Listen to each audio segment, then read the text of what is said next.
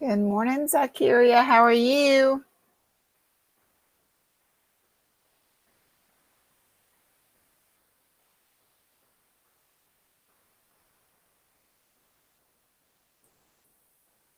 Have you been able to complete your 2.09 unit test part 2?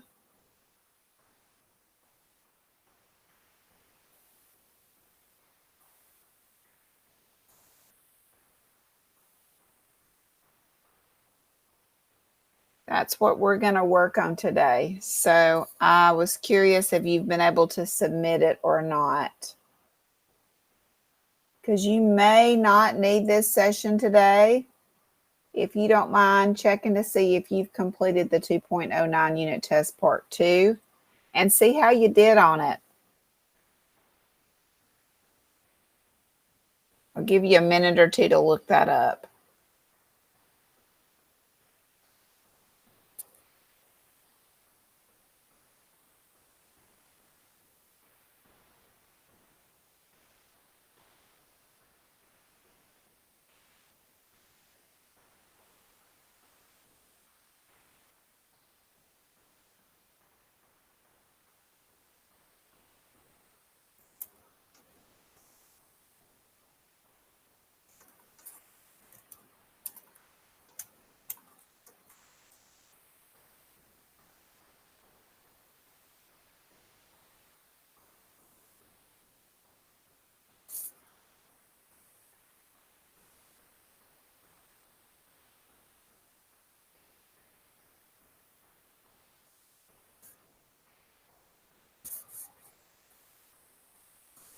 I will look it up while you're looking it up.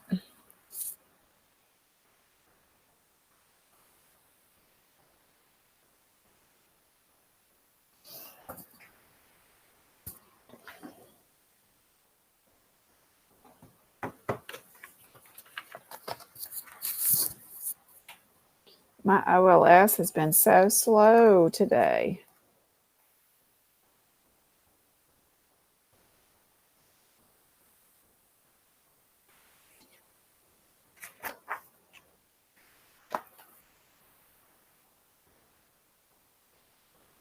Good morning, Ivana. How are you?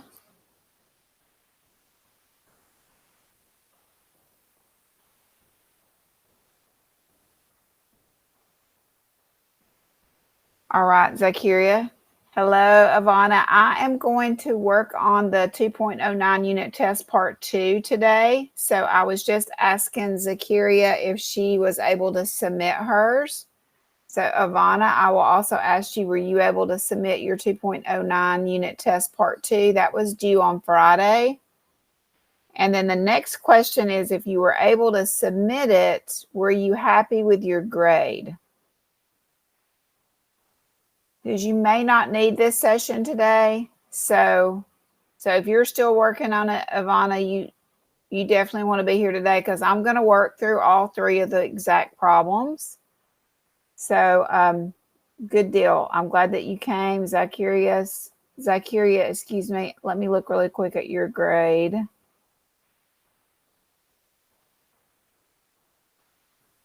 You can benefit, even though you've submitted it. You might this session might help you, and you can resubmit to get a higher grade.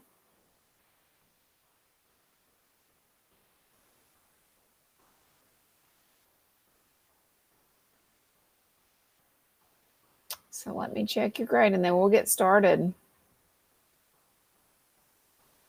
I do have to be out of town on Thursday for a funeral, so I'm going to send out this recording to those students that signed up. Students sign up for either Tuesday or Thursday, so we'll do the same session on Thursday, but I'm just going to go ahead and just send them the recording of this so they won't miss a chance to get help on this assignment. All right, give me just a second. Zakiria, I'm going to look up your grade because you might not need to stay today. You did pretty good, Zakiria. You did 13 out of 15. Are you happy with that grade? Or do you want to submit and try to get 15 out of 15?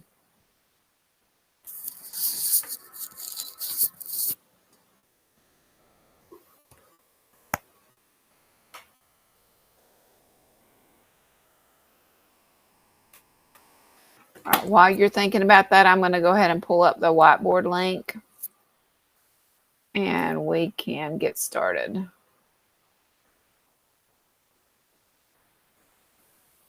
So Ivana, today is a good day for you because we're going to go through this TGA together. We're going to work all three problems together. And then that way you can get that assignment submitted. So here's the link to the whiteboard. If you would like to use it, you can copy my work onto the whiteboard and save it, or you can just write it on a piece of paper, totally up to you.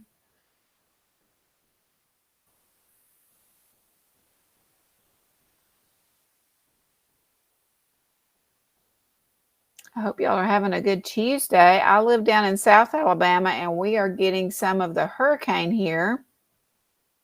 So we're expecting a whole lot of rain today. Nothing super serious, but just rain. Okay, I'm going to share my screen. And I'm going to go through what's due this week, and then I want to go over the three problems. And then if you're having any trouble at all, it's sunny where you are.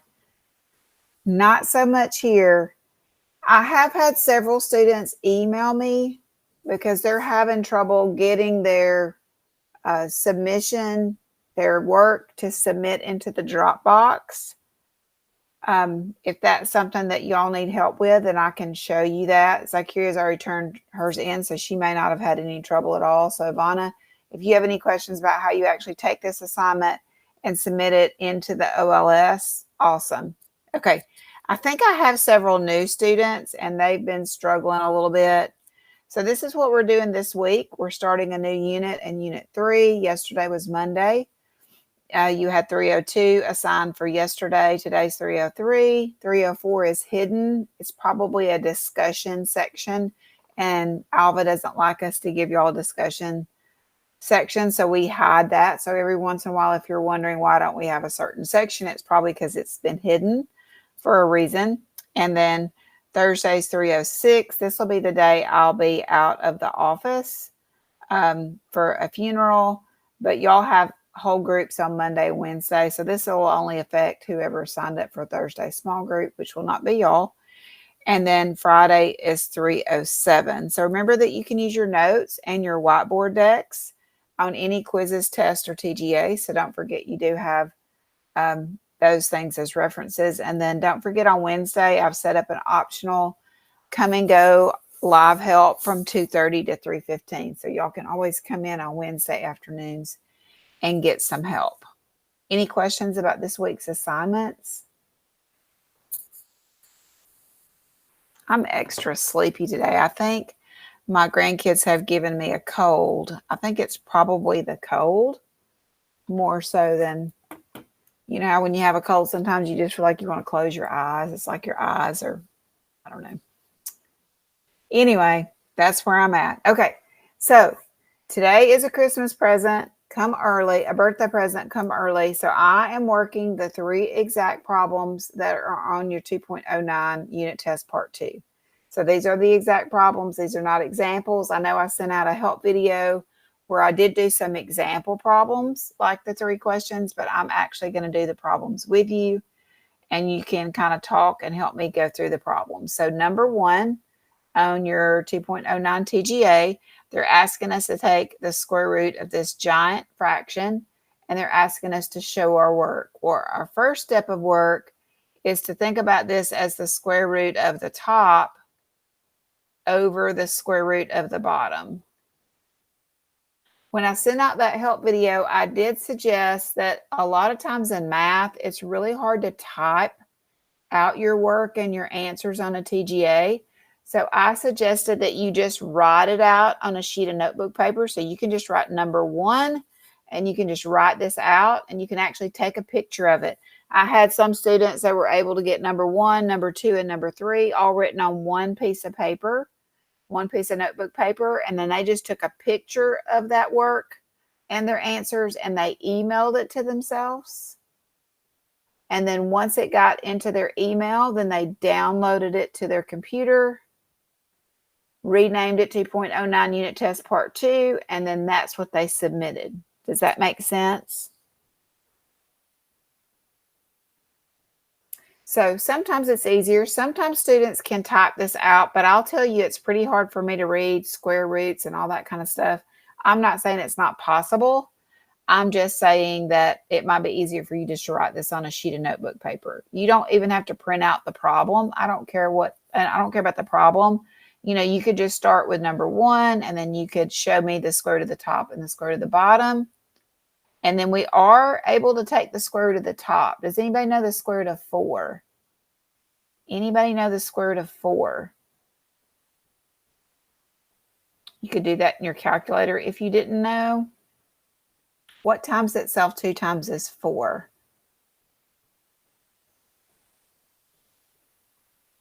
I know somebody knows. What is the square root of 4? You could use your calculator. I've got a Desmos scientific calculator. There we go. Ivana said it. I'm just going to type it in right here. Square root of 4 is, Ivana is absolutely correct, 2. So I'm going to mark out the 4. I'm going to bring out of the radical a 2.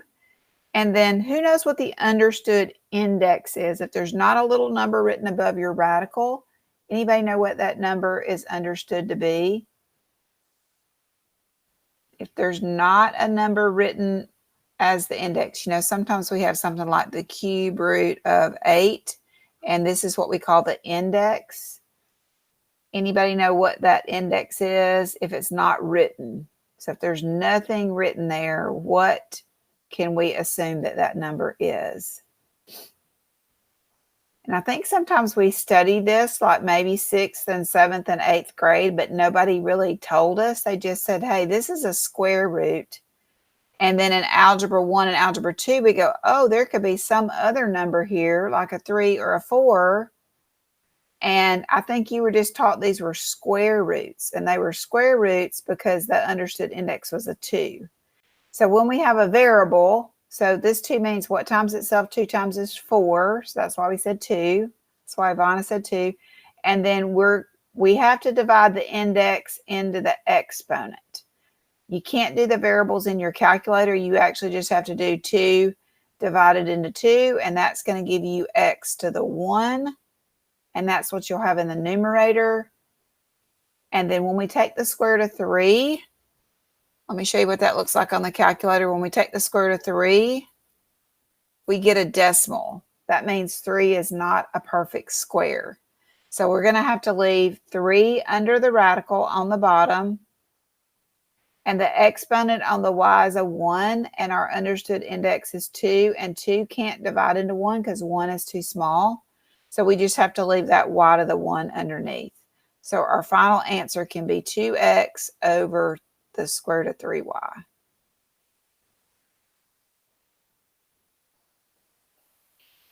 I'm going to say this because I am recording and I'm going to share this with Thursday's small group.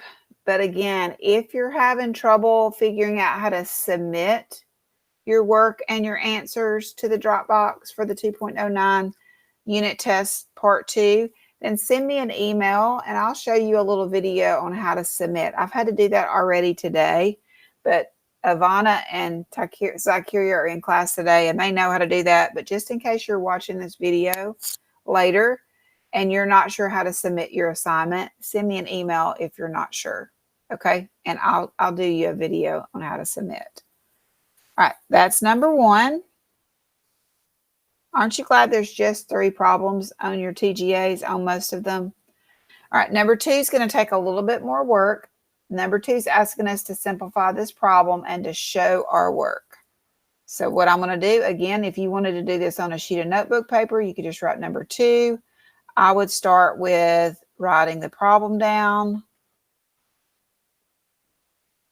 And then we're going to talk about what this problem is asking us to do, because that's really important in math, is we have to look at the problem and we have to know what we're supposed to do. Okay. So does anybody know whether we multiply first or whether we subtract first on this problem? Ivana answered that very, very quickly. She said multiply. So the multiplication is actually happening between these 2 parentheses that don't have an add, subtract, multiply. They don't have any sign at all.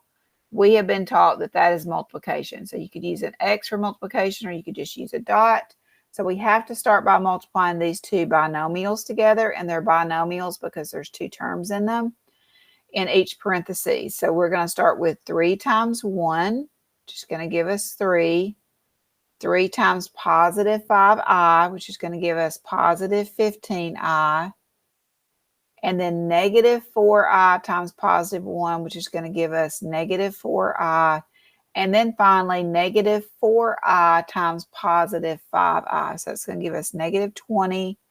And then don't forget, when you multiply variables together, you have to add their exponent. So an I to the 1 times an I to the 1 is an I squared. So we're going to do that part first.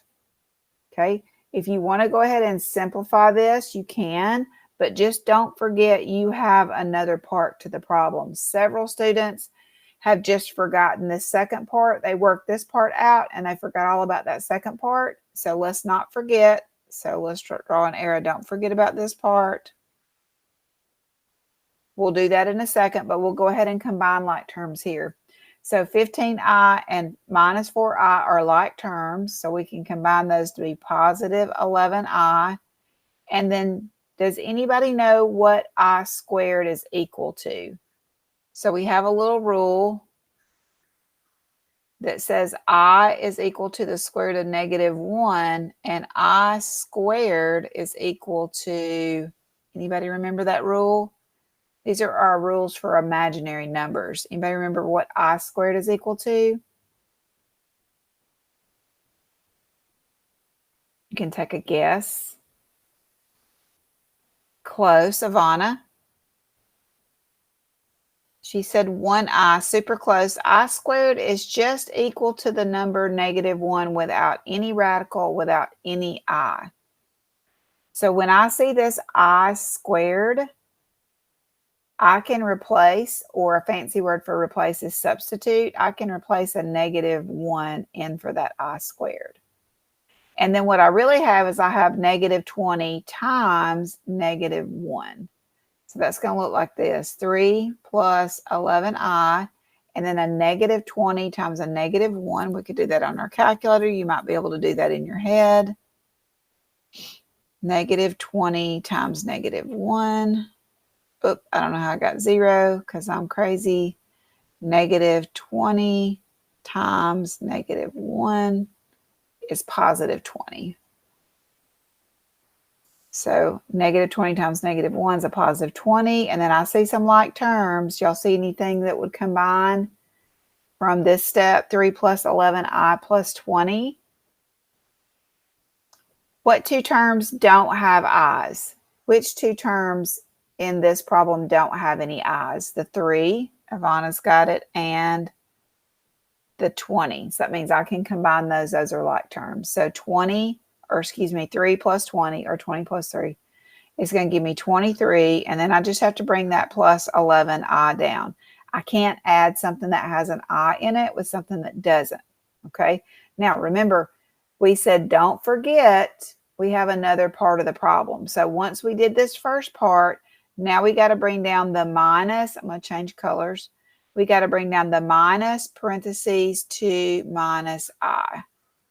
So what that's going to look like is we still have the 23 plus 11i, but now we have to do subtract 2. Okay, we can handle that.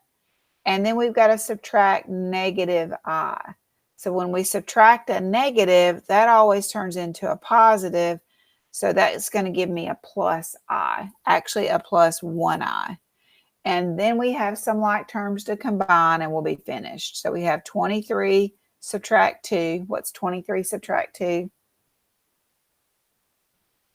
What's $23? And you spend 2 of them.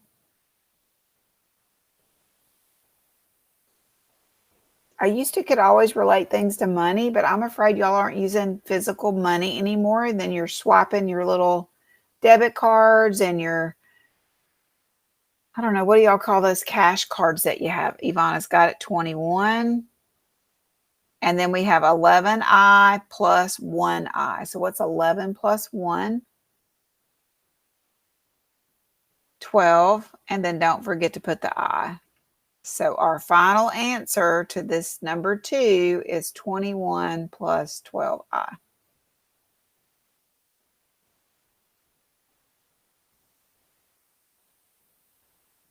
2 is the longest as far as the work. Number 1 and number 3 don't have a lot of work, but number 2 does. All right, we can't add those. Ivana, that's not a bad idea. She said 33.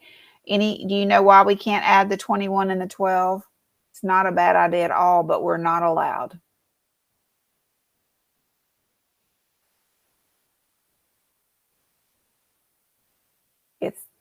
It's not 21 plus 12, it's 21 plus 12i. So because I is a variable like an x, we can't add these together. If it were just 21 plus 12 and the variable wasn't there, we could say 33, but we can't. Okay. All right, moving on to number 3. If you need me to go back to one of these, I will. Number 3 is asking us to simplify this expression. So again, if you were working on your paper, you could just write number 3 and then start with the problem, the cube root of 27x to the 6th, y to the 4th. You have to keep in mind this is the cube root, so you could use your calculator for 27, but you're not going to be able to use your calculator for the x and the y. But I will show you how to use the calculator for the cube root 27. Let's go back and clear this. I guess I could do clear all. I'll keep doing back. So on this Desmos scientific calculator that I just Googled and I bookmarked, this button is the one that you're going to use if you're not doing a square root. This is for square root. This is for a cube root, fourth root, fifth root, something that doesn't have an index of 2. So you'll hit that first. You'll put in the 3, the little 3, which is the index, and then you'll click underneath and you'll put in 27. So this says the cube root of 27 is 3, and that's because 3 times 3 times 3, 3 times itself 3 times is 27. So we'll go back to our problem. So we can mark through the 27 and we can bring out a 3. And then we're left with just the x to the 6th and the y to the 4th. So we can't put x's and y's into our calculator. So we have to understand the rule here.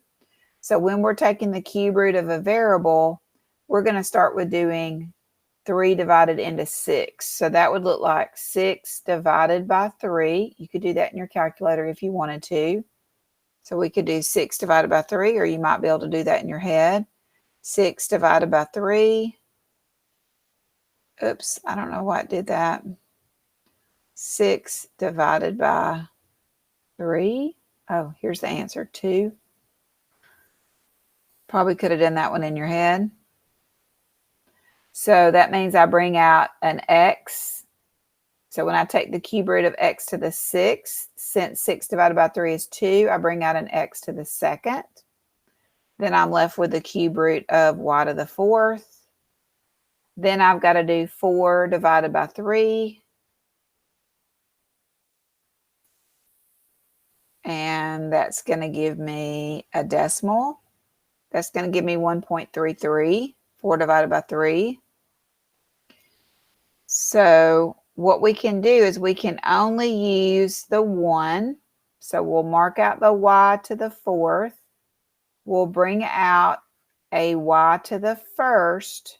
But because I have a decimal, that means I have something left over. So when I divide 3 into 4 the old-fashioned way, I get 1, and then I say 1 times 3 is 3. And then I have a remainder of 1. Y'all remember back in maybe 5th and 6th grade when you did long division and you were able to put like remainder of 1 up on the top line when you did this long division? So that remainder actually becomes your exponent on your y. So then we're left with, since I had a remainder, that exponent remains on the y under the radical. And then this would be my final answer. And then if you were able to write all the work and all the answers for all 3 on one sheet of paper, and you wanted to just take a picture of that one sheet of paper, email it to yourself, download it to your computer, name it, and then submit it to the Dropbox, you could do that. Some people have taken a picture of each problem and they have submitted 3 pictures, which would also work. But it might be easier if you could get all the work on one sheet of paper, then you're only having to submit one document. All right, anybody need me to go back to number 1, number 2, or number 3?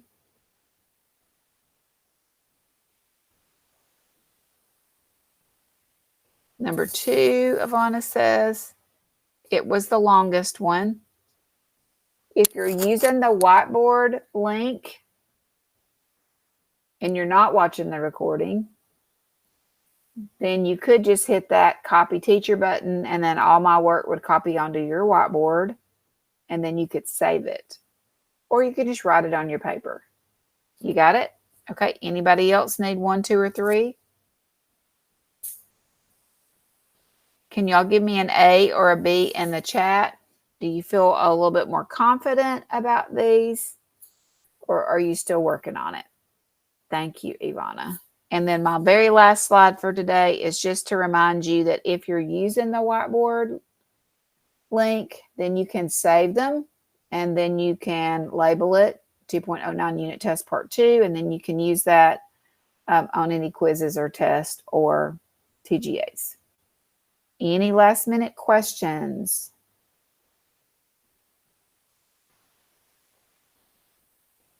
You're welcome. Hey, Z. I'm going to catch Z up really quickly. I'm going to go ahead and... Hey, Z, how are you?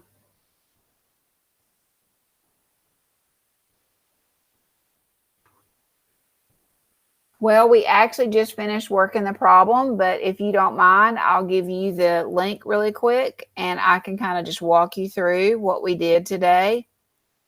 Were you able to submit your 2.09 unit test part 2, the TGA?